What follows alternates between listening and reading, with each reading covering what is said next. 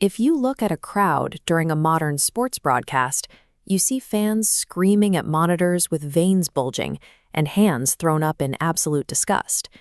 In this environment, loyalty has been replaced by a demand for instant gratification. Adults in the stands have largely stopped waiting for moments of magic.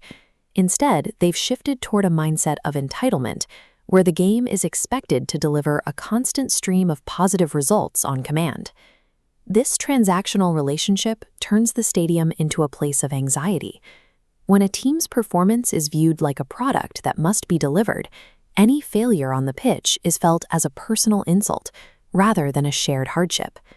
Fandom loses its soul when it becomes this kind of noisy exchange. When success is the only thing that keeps a supporter in their seat, the community surrounding the team begins to evaporate. The Italian fable Aquila e Fiume offers a different blueprint. It introduces a young boy named Marco, who inherits a massive light blue and white scarf. It is so long that it drags on the ground behind him as he walks. The scarf is oversized because the tradition it represents is much larger than Marco is. He doesn't try to cut it or wrap it differently. He understands that he is the one who must grow to fit the weight of that history.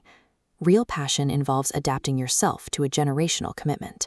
It requires the fan to enter the story on the team's terms, accepting the slow pace of tradition over the speed of modern demands. Marco's first real test comes when he watches a player make a catastrophic error in front of thousands. The striker stands with his hands on his head, knowing exactly what he's just done. The crowd reacts with a wall of noise, whistles, and boos, but Marco stays quiet. He watches the player's isolation and realizes that the anger in the stands only makes the players smaller. The fable suggests that silence during a mistake is the only thing that actually supports the team. Staying in your seat when it would be easier to join the mob is what keeps the spirit of the club standing. This endurance is further tested by the weather. Marco and his grandfather sit through heavy, continuous rain, watching a match with no goals and no glory. They stay because sitting through discomfort is how a supporter refines their character. Fandom, in this sense, is a moral discipline. It is built by how a person chooses to handle shared failure and physical discomfort without looking for an exit. On the day of the city's most intense rivalry, the Derby, Marco and his friends avoid the stadium. They choose the bridge instead, watching the city from a distance where the noise is muffled and the river flows quietly. They demonstrate their belonging by refusing to participate in the spectacle of hatred. True loyalty is often found in the self-control required to step back from the loudest parts of the rivalry. They turn to an old radio with worn dials. It's an instrument that requires trust. You have to engage with a team you cannot see, allowing the imagination to bridge the gap between your home and the pitch. The team becomes a thread connecting the past to the present. It survives because of memory and shared stories, not because of a constant stream of high-definition highlights. In the fable, the spirit of the team appears as an eagle that only those who know how to wait can see. It glides above the stadium, silent and watchful. But the eagle is eventually found wounded, resting on the ground and wrapped in the scarf. It isn't hurt by a loss on the field. It is wounded by how it is being watched by the people in the stands. When passion is commodified and reduced to a demand for instant results, the spirit of the sport begins to weaken. The eagle flies low when the fans forget that the symbol requires their protection, not just their applause.